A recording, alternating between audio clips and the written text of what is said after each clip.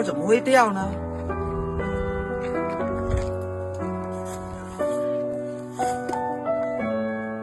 哎，小朋友，你等一下，怎么啦，叔叔？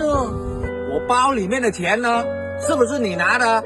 不是我拿的，不信，我烧一下。那你来收啊！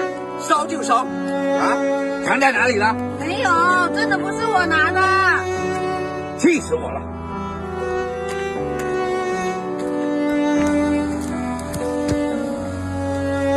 叔叔阿姨们，刚刚那个叔叔太坏了，他居然偷了那个卖菜老爷爷的钱。